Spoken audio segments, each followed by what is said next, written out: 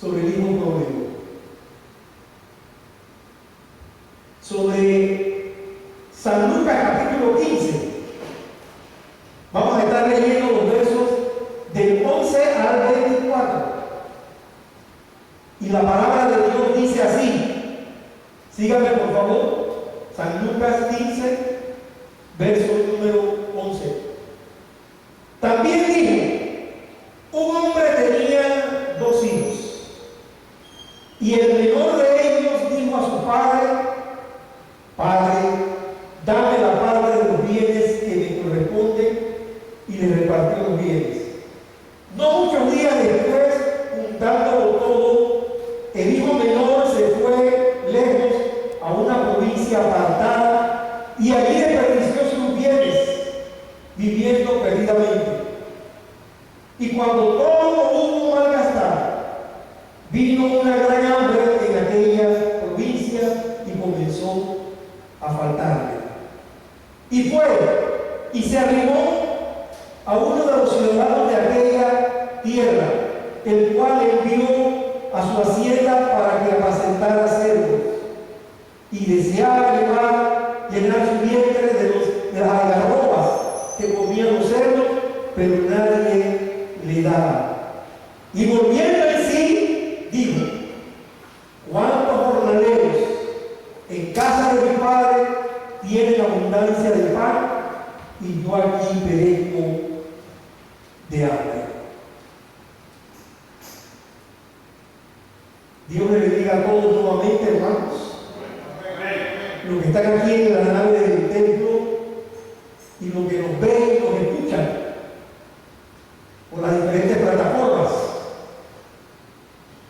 Estamos a la puerta del umbral de la celebración del mes de la familia. Y esta parábola que vamos a tocar en esta mañana se refiere a la familia. Damos gracias a Dios porque estamos aquí con libertad y aún estamos vivos todavía dando la pelea.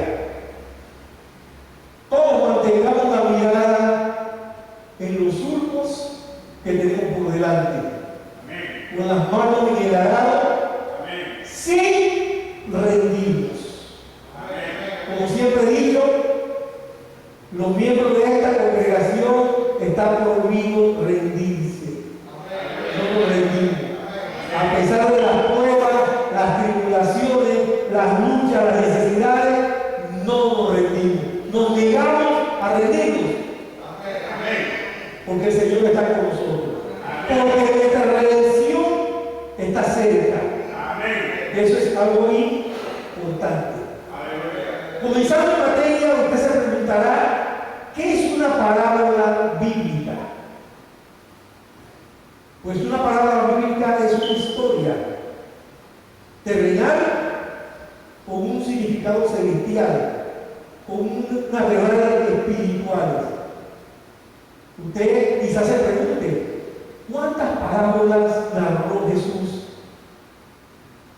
en la Biblia? Pues le digo que Jesús narró muchas parábolas. Yo le voy a mencionar algunas.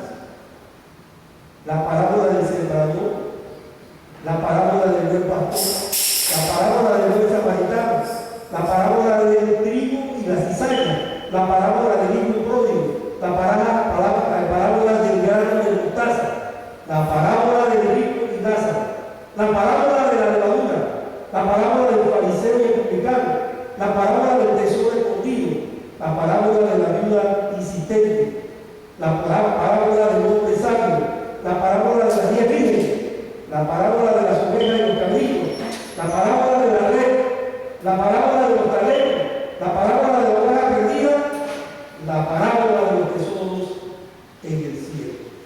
Son algunas de las que les mencioné, pero son alrededor como de 30 parábolas que narró Jesús. Si usted no se ha puesto a apuntarlas, todas estas parábolas las narró Jesús. Porque recuerden que según la profecía, Él vino a hablar en parábolas, en enseñanzas terrenales con un contenido espiritual. Aunque la narración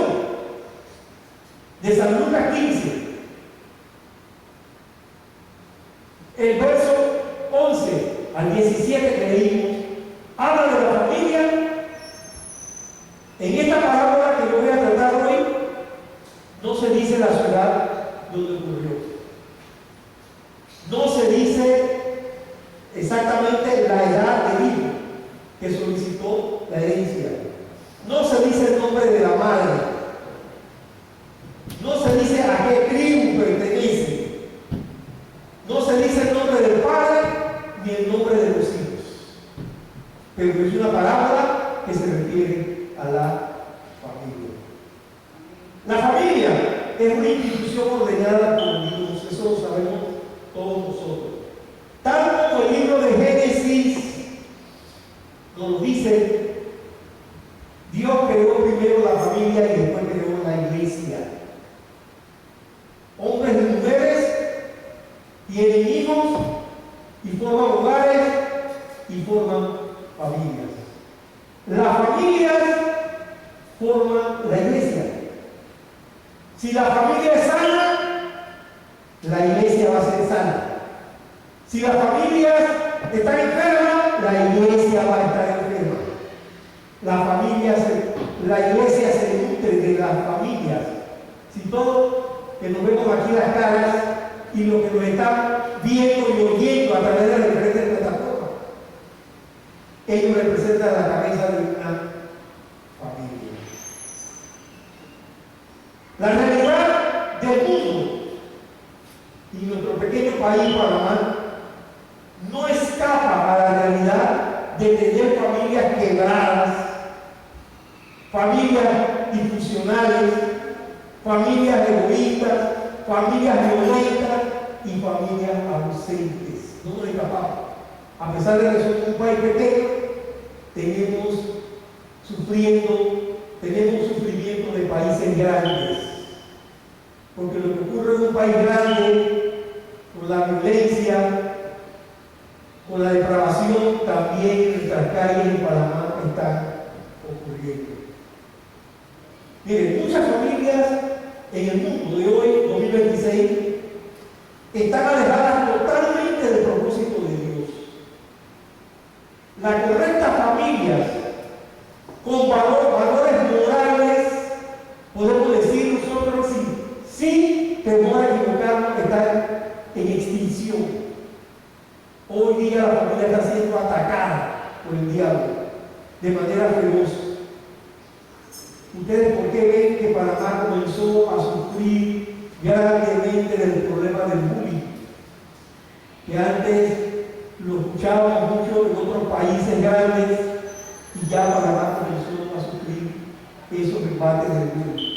Porque hay hogares que no están establecidos sobre los valores de ética y la moral, y los padres cada uno está por su lado criando hijos de cualquiera manera. Miren, según el censo que se hizo en Panamá, en la República de Panamá, en el 2024 hubo 9.526 matrimonios. Ese mismo año hubo 2.367 divorcios. En el 2025 hubo 9.596 matrimonios. En ese mismo año del año pasado hubo 3.281 divorcios.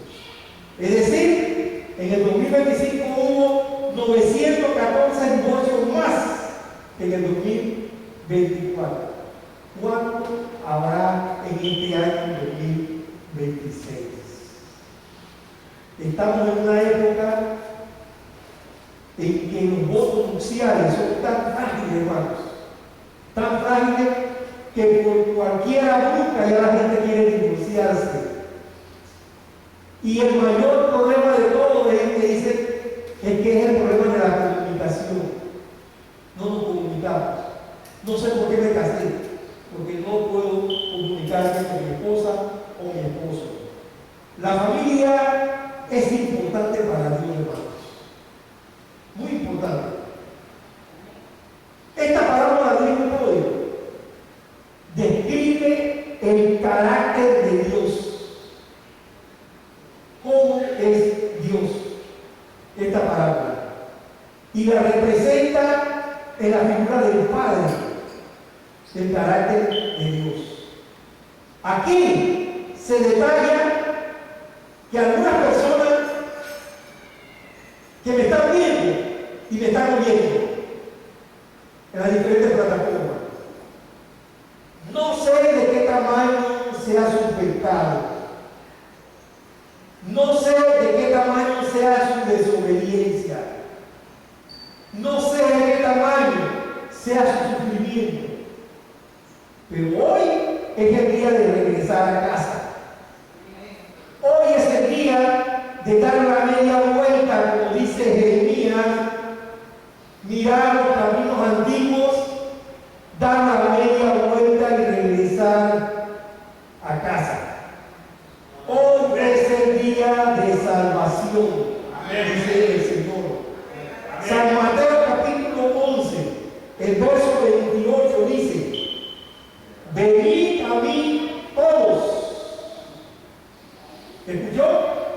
Venid a mí todos. Sin excepción, todos los que están trabajados y cargados, que yo os haré descansar. Eso es lo importante que dice la palabra. En este capítulo 15 de San Lucas, si usted no leyó el capítulo 15 total, se dará cuenta que en ese capítulo Jesús narra 3 parábolas, no una, 3. No solo la del hijo pródigo, narra 3 parábolas.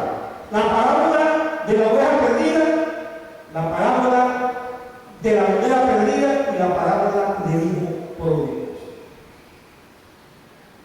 ¿Por qué Jesús tiene que narrar 3 parábolas en un mismo capítulo? ¿No se ha preguntado usted? Él quiso recalcar, como Pablo decía, no me cansaré de repetirle las mismas cosas que le dije al principio, decía el apóstol Pablo. Pedro también dijo lo mismo, no me cansaré de repetirle, porque en repetir las cosas, la memoria lo asimila mejor. Y esas 3 parábolas llevan la misma enseñanza, mostrar el carácter de Dios, mostrar el amor de Dios hacia el ser humano. San Lucas, en este capítulo, se refiere a la actitud negativa de los fariseos, de los maestros de la ley, lo que obliga o motiva a Jesús a utilizar la parábola y a declararle tanto a los maestros de la ley como a los fariseos que el Hijo de Dios Padre sí se reunía con los pecadores y que sí comía con ellos. Porque esa era la crítica de ellos contra Jesús. Esa era la crítica de ellos que se le decían a los apóstoles: ¿por qué tu maestro come con pecadores? Y Jesús vino a mostrarle cuál era la verdadera intención de Dios, que Él vino a buscar a los enfermos, no a los que estaban sanos. Los fariseos y los maestros de la ley decían que el Señor Jesús hacía milagros por Belcebú, el diablo. Decían que Él se reunía con pecadores, con prostitutas, con recaudadores de impuestos, que era la escoria de aquel momento de la sociedad en que vivió Jesús. El propósito del Señor de narrar estas parábolas era corregir la equivocación y el concepto errado que le estaban enseñando los maestros de la ley, los fariseos y los sacerdotes al pueblo de Israel acerca del amor de Dios. El Señor aquí quiso hablarles que Él vino a buscar lo que se había perdido. Él vino a liberar a los oprimidos por el diablo. Él vino a predicar el reino de los cielos, a dar las buenas nuevas de salvación. El Señor aquí muestra no solo su carácter, sino también su naturaleza. Si seguimos con el hijo pródigo, el término pródigo no aparece en la Biblia. Ese término no está en la Escritura. Ese fue un nombre inventado por los traductores de la palabra, por los hombres que escribieron la palabra. Usted ve esos pequeños títulos que hay arriba de cada capítulo. Eso no es parte de la Biblia. Eso fue puesto por los traductores. Y hay veces, algunos de nosotros equivocadamente le damos el tenor de que esa es parte de la Biblia. No. Esos son subtítulos puestos por los traductores. Tenemos eso bien en claro. Miren, el término pródigo proviene de una palabra latina, del latín, que significa temerario, derrochador y extravagante. Después del siglo I, escúchenme, estoy ilustrándolos. Después del siglo I, después de Cristo, hasta mediados del año 1380, siglo XIII, 1380, la palabra, esta que estamos leyendo, no se llamaba la palabra del hijo pródigo. En algunas Biblias aparecía como parábola del hijo perdido, en otra parábola de los dos hermanos, y la tercera parábola del padre amoroso, así era que se llamaba. No aparecía por ningún lado el hijo pródigo. No fue sino hasta el año de 1385 después de Cristo, cuando el Papa número 37 de Roma, Dámaso, le solicita a Sofonio Eusebio Jerónimo, mejor conocido como San Jerónimo, para que tradujera al latín todos los escritos de la Biblia que había en ese entonces. Y San Jerónimo la presenta en 1536 en el Concilio de Trento, donde se reunían todos los obispos y todos los cardenales. Ese año fue presentada la Biblia conocida como la Vulgata, como la Biblia de la Iglesia Católica.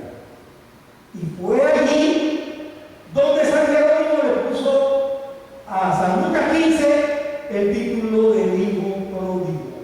Quiere decir que ese título tiene 490 años de haber sido puesto por la Iglesia Católica con la Biblia de la Vulgata. Yo quiero hacer un preámbulo ahora, dejando la historia, para que usted pueda comprender mejor la parábola. Acuérdense que esa parábola fue escrita en el Medio Oriente y nosotros vivimos en el Occidente. Así que usted no puede interpretar la parábola como un pensador del Occidente, porque nos equivocamos al traducirla, al mirarla.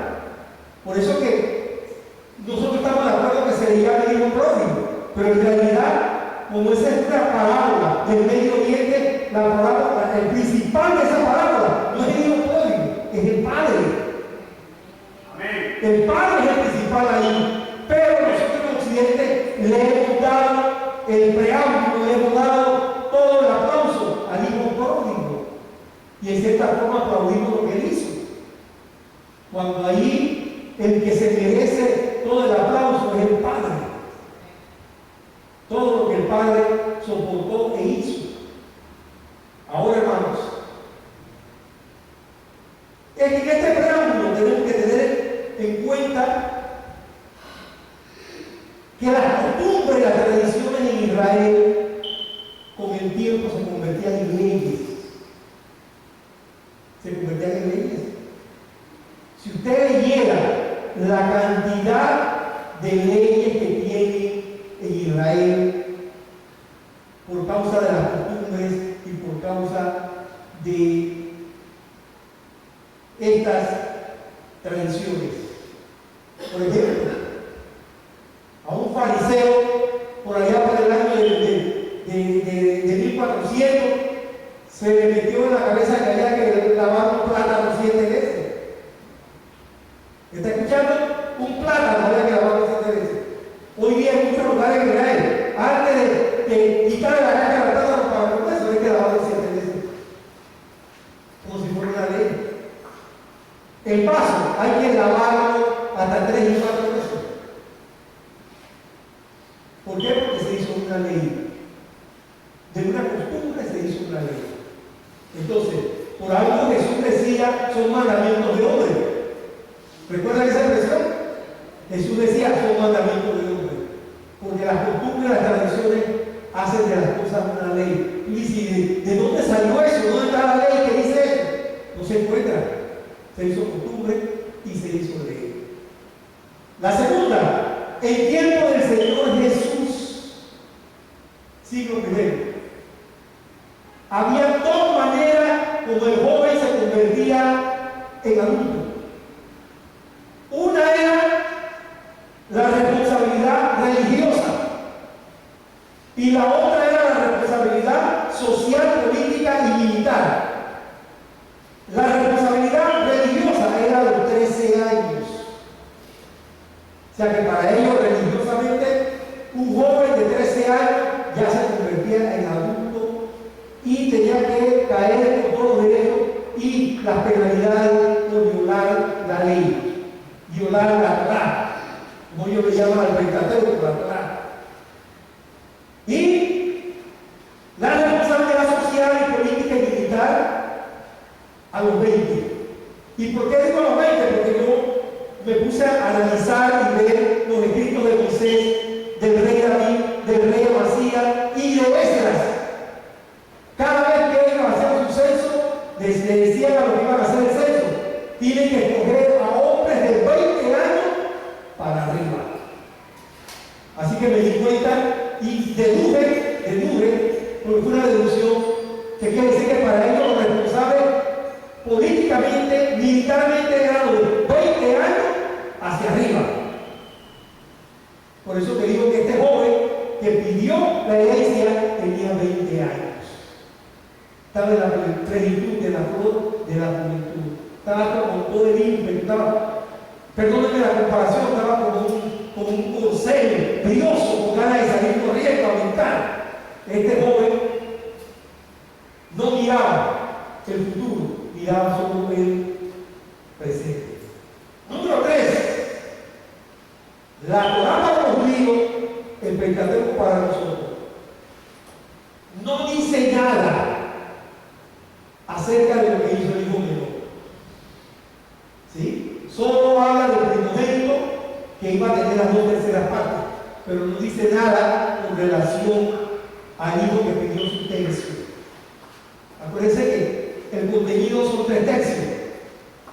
2/3 es para el mayor, el primogénito, y el último tercio es para el que sigue o para los que siguen. Había que repartirlo entre los que siguen, pero aquí en este caso nos era uno, así que le tocaba 1/3.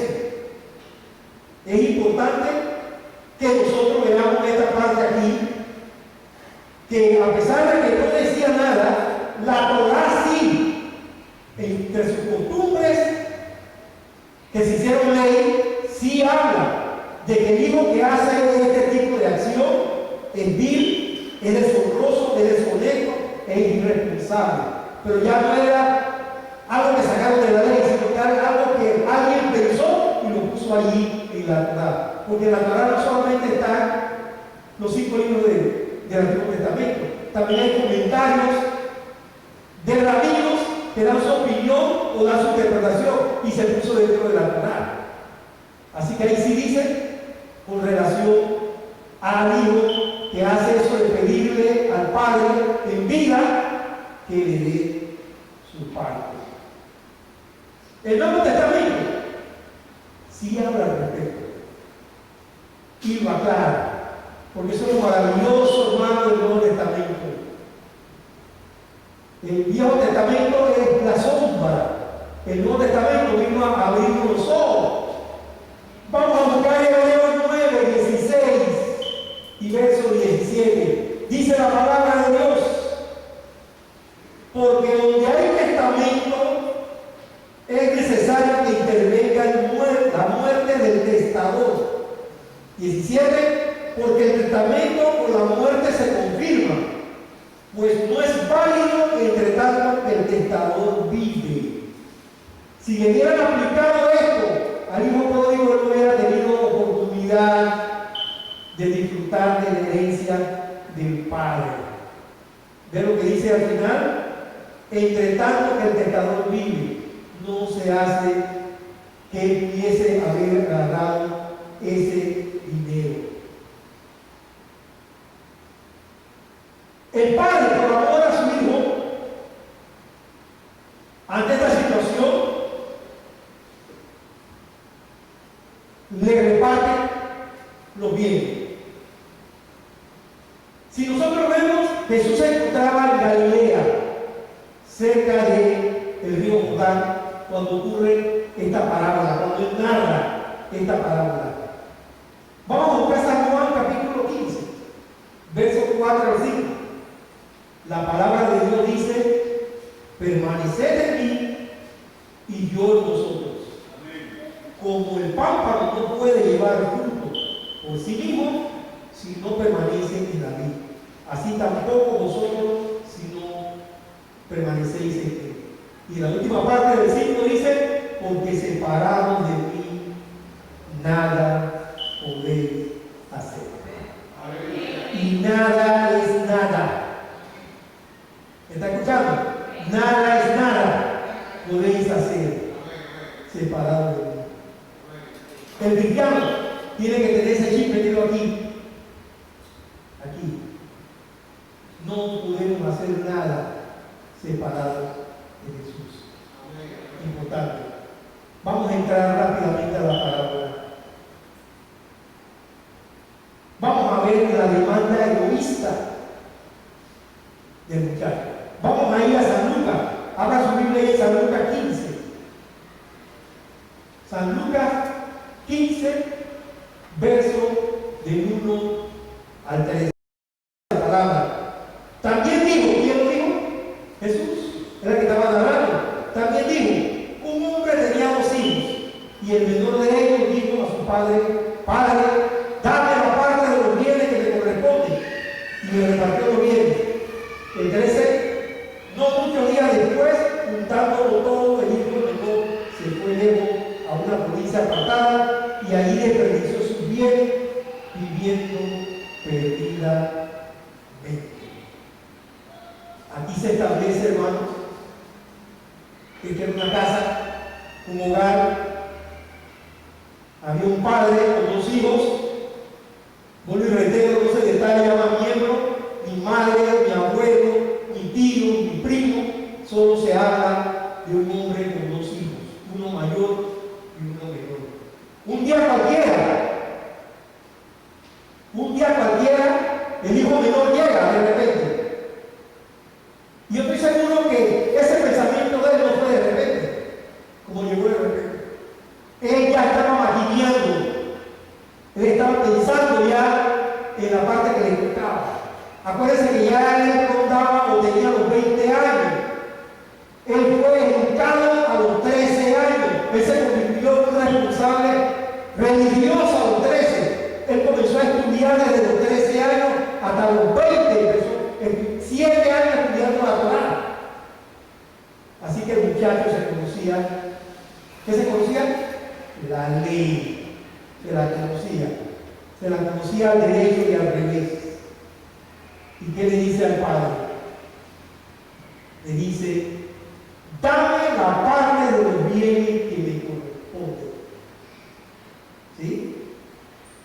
Si usted ve el capítulo 15, y la predicadora de la otra semana lo va a hablar, el hijo que se queda en casa, el mayor, trabajaba de 6 a 6. Desde el alba hasta que llegara la noche, estaba trabajando. Verso 25, capítulo 15 en adelante, él trabajaba. Pero aquí no se detalla nada de un bronco. Yo no sé si era aragán, o era flojo, o no hacía nada. Acuérdense que el mejor taller para el diablo es el que no hace nada. Y le dio por pensar inmediatamente: es lo mejor que me lleve mi evidencia. Mientras que el otro sí estaba fajado en el trabajo, haciendo trabajo. Dice: dame. Eso es una exigencia. ¿Sí? Una exigencia. Es una solicitud imperativa. Ya, dámela ya. Exigiendo. Transmite un desafío o una provocación. Dámela.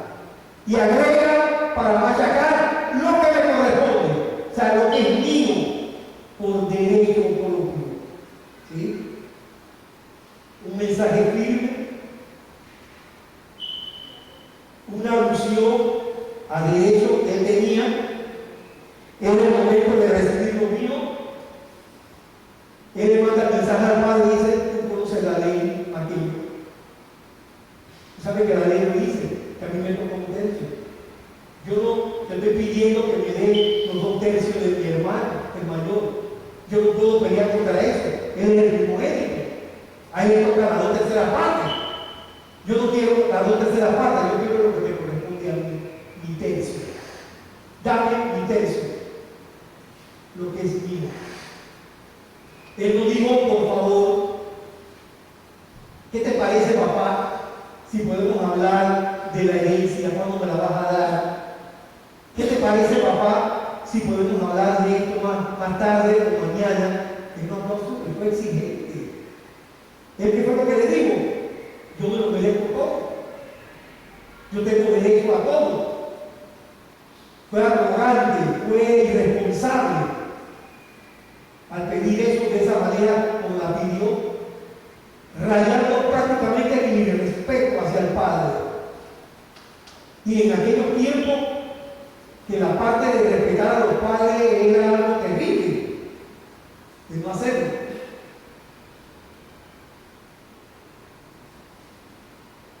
Acuérdense ustedes que este muchacho ya tenía 20 años, ya era un joven adulto.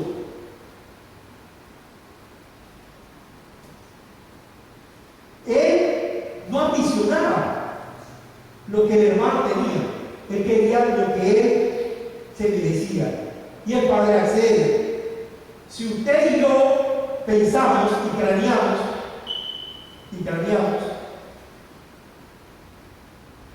el hijo menor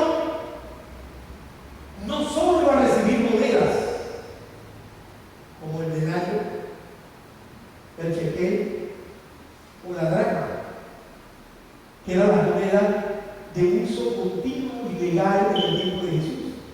El denario romano, el shekel y la dracma. Eran las 3 monedas que corrían como moneda de cambio en aquel tiempo.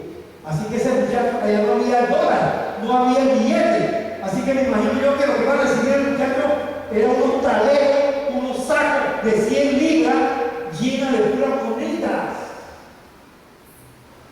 Pero aquí donde yo le pido que cranee conmigo. En ese tercio, él no solo iba a recibir monedas, él iba a recibir rebaños de ovejas y cabras y corderos, recua de burros y mulas, viñedos, olivares. Y usted sabe muy bien que eso no se lo podía llevar él para donde él tenía pensado irse. Había que venderlo. Eso había que cambiarlo por moneda. Era más fácil de cargar que cargar un viñedo. ¿Cómo se iba a cargar la ovejas? Vamos a mirar San Lucas 15:13. Miren lo que dice San Lucas 15:13. Es una de las partes. No muchos días después, juntándolo todo. Ese juntándolo todo quiere decir que ya había vendido la parte material y física de lo que le correspondió de ese tercio y lo convirtió en moneda. No sé si el shekel, no sé si el dracma, no sé si el denario, pero sí lo convirtió en moneda. Me imagino que usó varios burros o varias mulas para cargar esos sacos llenos de pura moneda y llevárselos, como dice la palabra, haciendo un viaje a otro sitio. ¿Estamos claros hasta aquí? Bien. Vamos a ver el viaje no planificado. Usted y yo, cuando vamos a viajar, nosotros no le decimos a la familia: arregla la maleta que nos vamos. Usted comienza a planificar y a organizar el viaje. ¿Sí? ¿Cuánto dinero tengo? ¿Cuánto me pienso gastar? ¿Cuánto invertiré en transporte, en comida, en paseo, en regalo? ¿Cuánto tiempo me voy a quedar allá? Todo eso lo planificamos nosotros cuando vamos a viajar. Todas esas cosas le decimos. Así hizo el hijo pródigo. Él planificó. Me voy para esta provincia, voy a gastar esto. No, no lo hizo así. Él se fue a la pelada, corriendo. No planificó, no organizó. Dice que la semana pasada, yo estaba viendo una propaganda de la televisión de la agencia de viajes y media. Salió una demostradora de viajes de esa compañía y decía: ¿le gusta España? ¿Quiere viajar con nosotros? ¿Sí? Planea el viaje desde ahora con nosotros y vayamos el otro año para estas fechas. O sea que había que planearlo por un año. ¿Sí? Y recuerde comprar su boleto 8 meses antes del viaje. Todo está planificado. ¿El joven hizo eso? No. Él le diseñó la mula, le puso los talegos de dinero y se fue. Y la palabra de Dios nos habla acerca de esto, amado hermano, que dice que él, ¿a dónde fue que se fue? A una provincia apartada.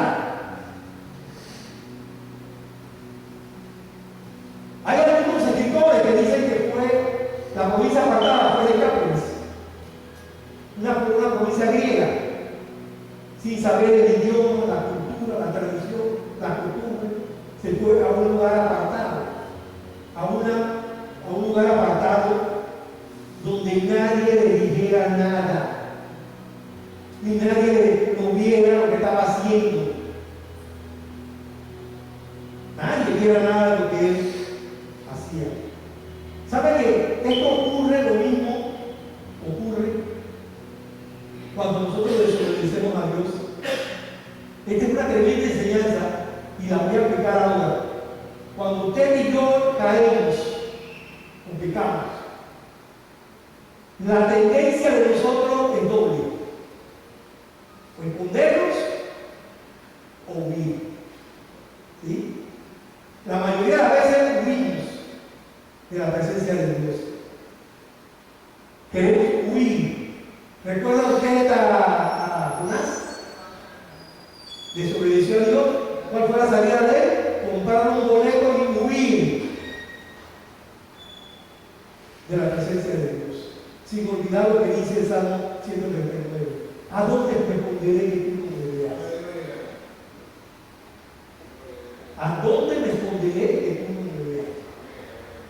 Que a veces somos tan usados, porque yo en 3 ocasiones lo hice. Yo no me eximo de esto.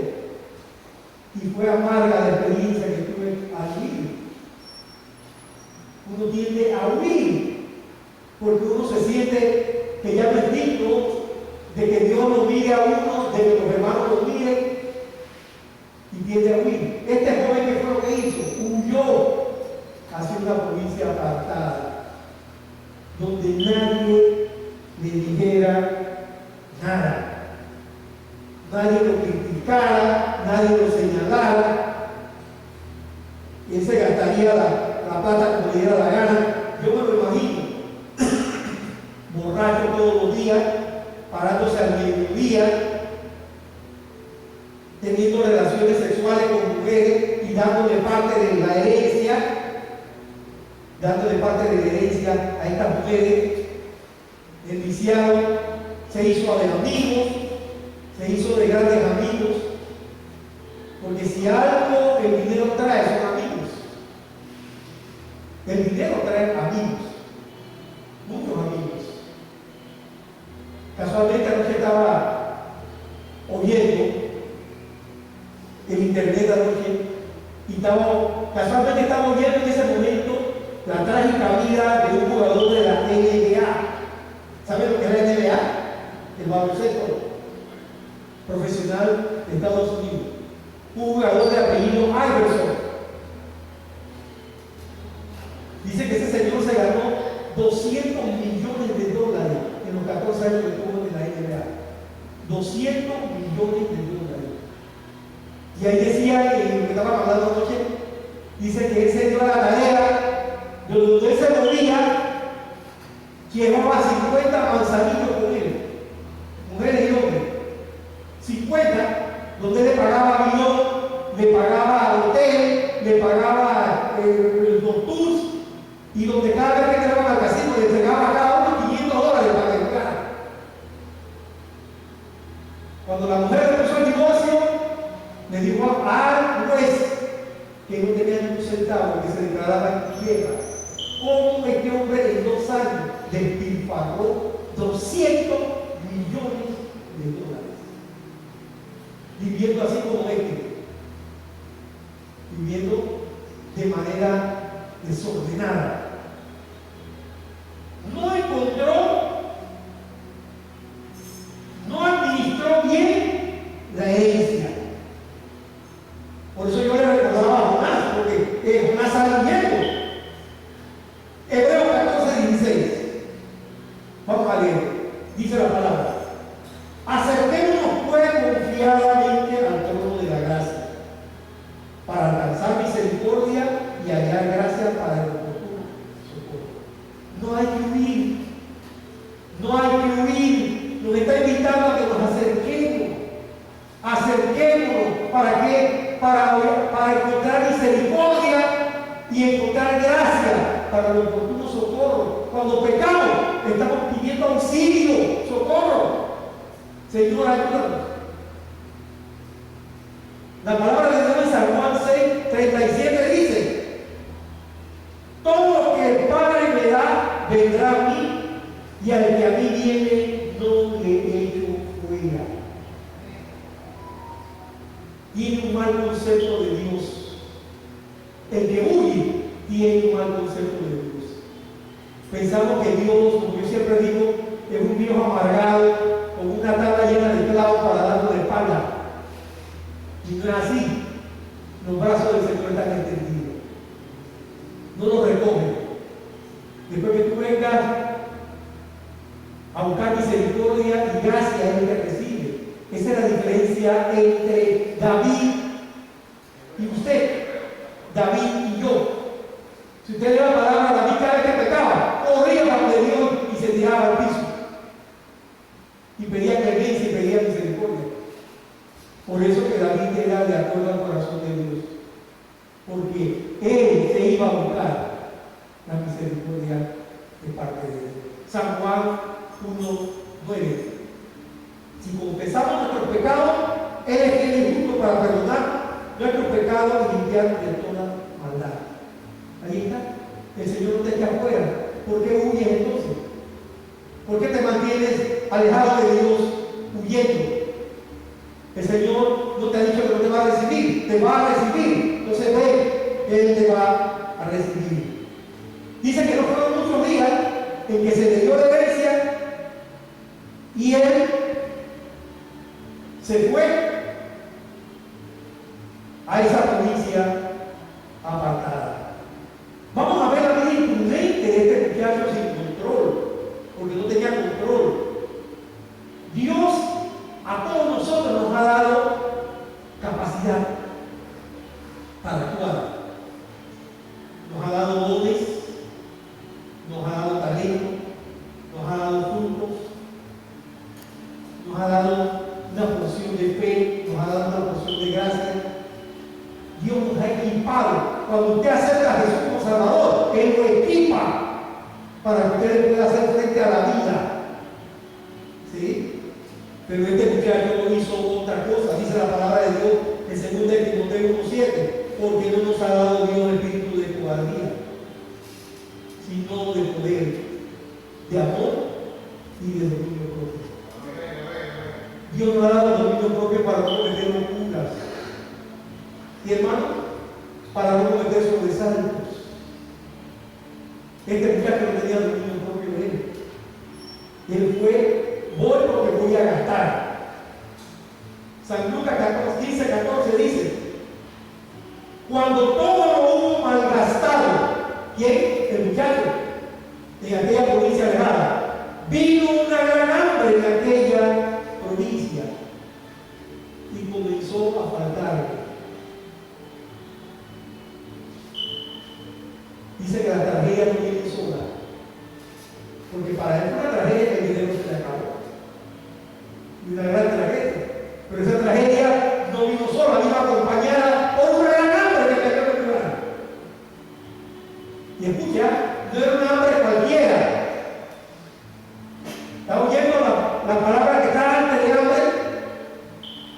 Una gran hambre. O sea, no era una hambre común, era una hambre fuera de serie en toda la provincia. A lo mejor tenía un año que no llovía. No sé si allá todavía veían el fenómeno del niño.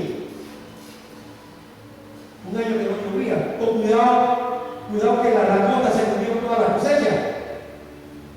La cosa es que en la provincia había una gran hambre. Y dice que comenzó a faltar de qué? La comida y la fiesta. La comida y la fiesta. Él viviendo en esa provincia lejana, él pensó que todo era para siempre. Y no es así.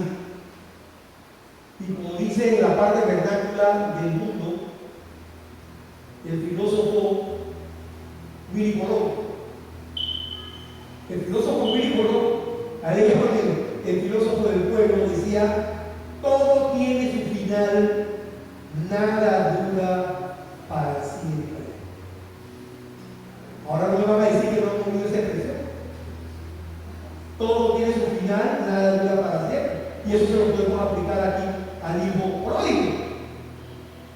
Todo tiene su final. Él pensó que esa bolsa iban a manar cheque, dracma y denario en cantidades inagotables, como una tarjeta negra. No tiene límite. No, tenía límite. Un límite grande, una gran hambre.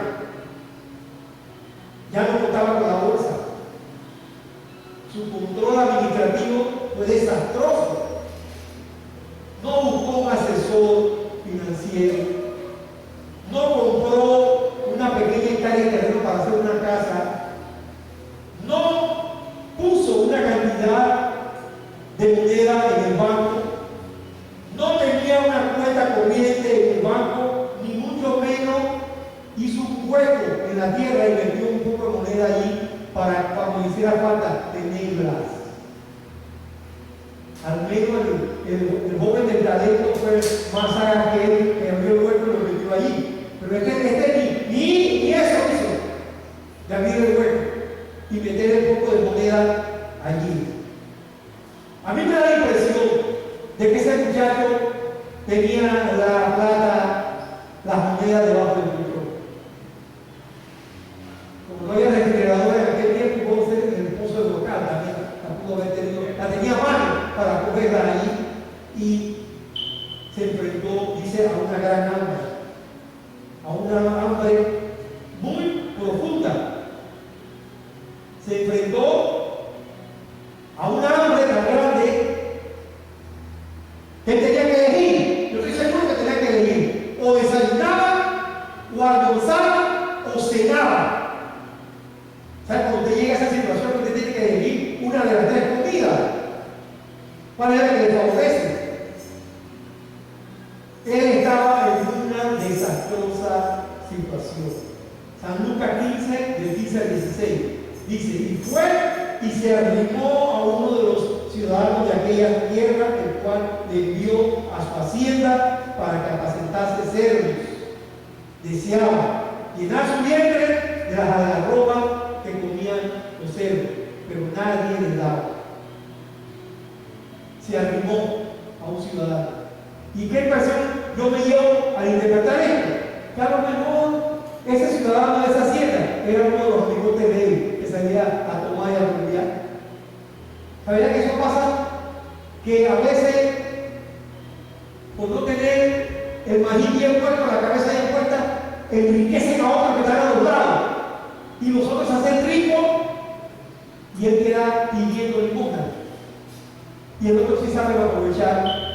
dinero que le llegó facilito por acompañar al amigo a chupar, a tomar, a bailar, a brincar. Y a mí me da la impresión de que este hombre fácilmente de la hacienda le da el trabajo, porque él se arrima a pedir un empleo, ayúdame, me estoy muriendo de hambre.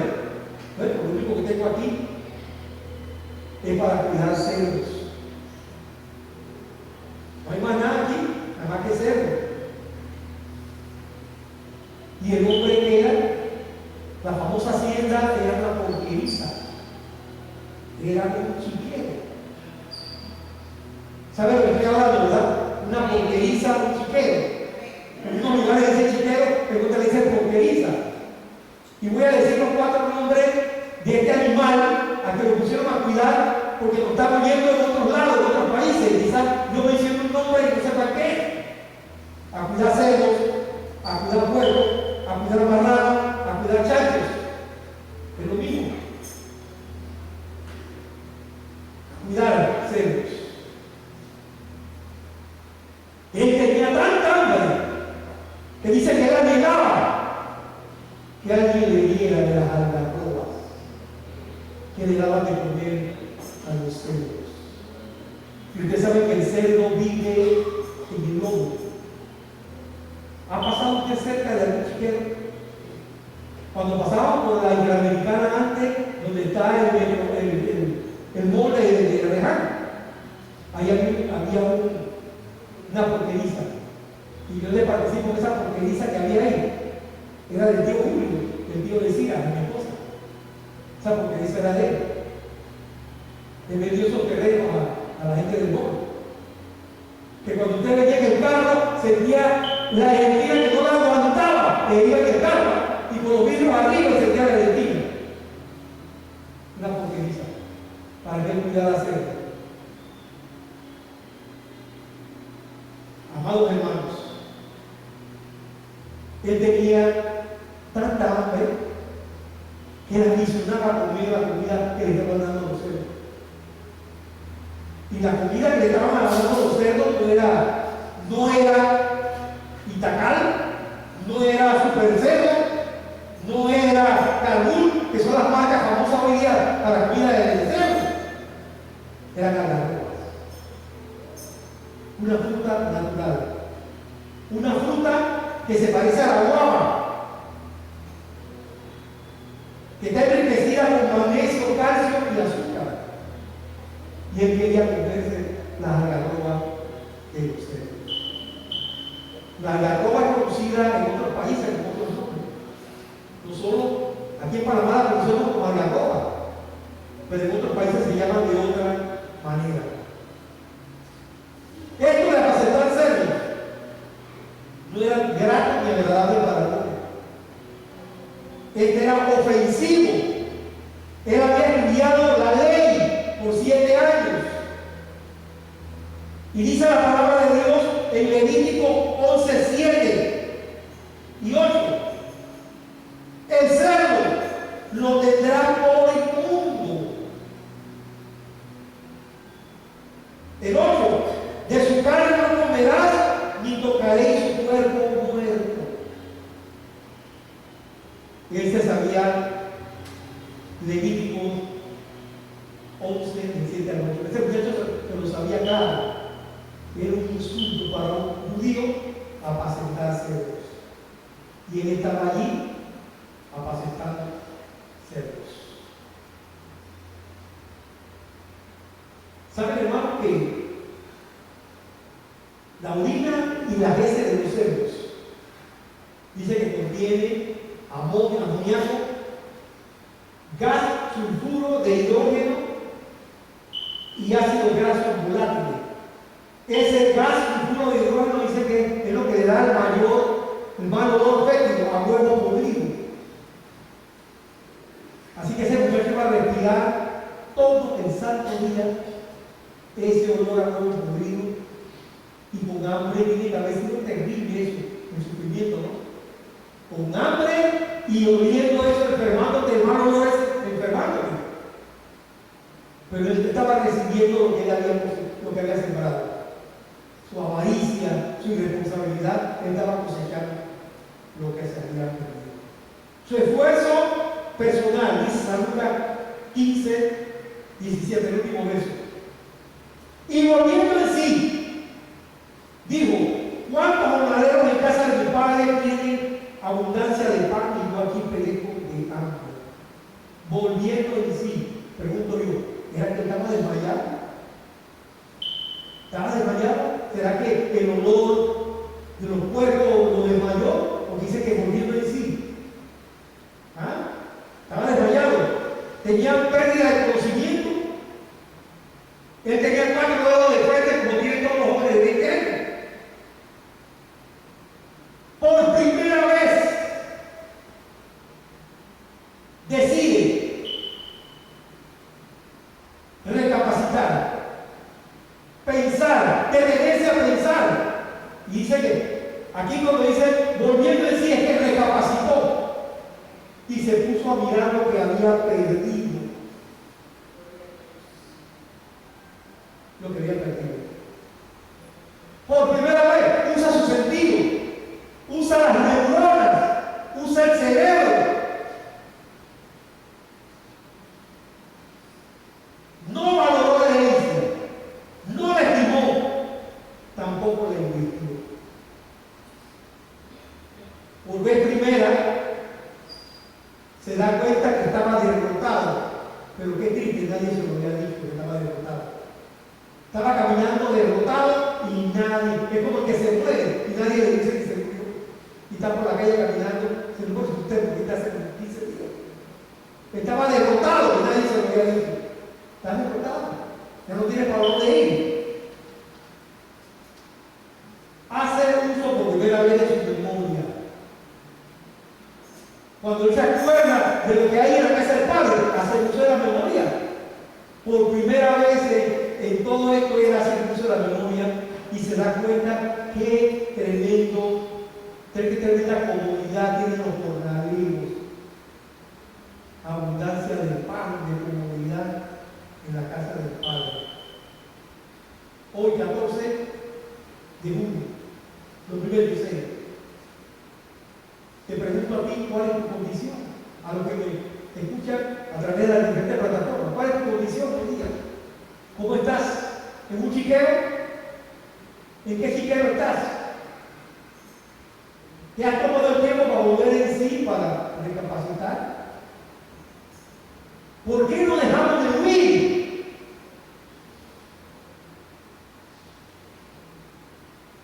Y tomamos la palabra de Jesús. El que a mí viene yo no le echo fuera.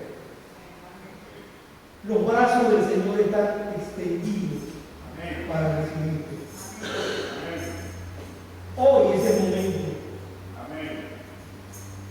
A Él no importa. Recuerda que en la cruz del Calvario, uno de los lugares para morir en la cruz no era de Jesús. Acuérdense que Jesús, podemos decir que fue en ese momento un bateador emergente, porque ese lugar que tenía Jesús era para un hombre llamado Barrabás. ¿Y qué le dijo Jesús a Barrabás? Fíjate, tranquilo, Barrabás, yo voy a ocupar por tu tuyo.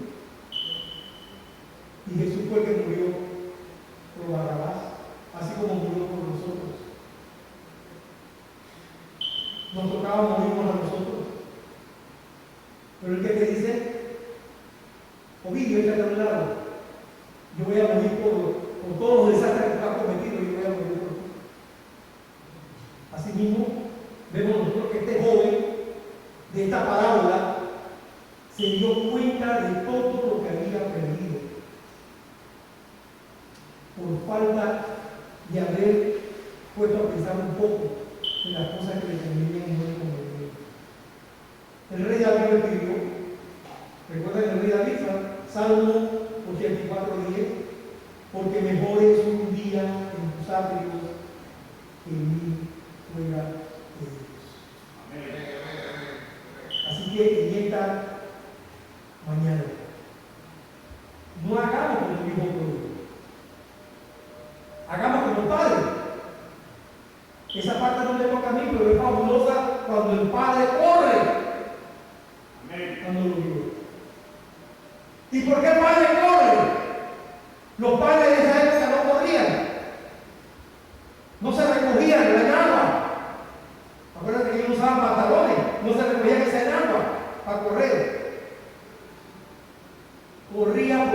quería ganar la partida a los ancianos del pueblo.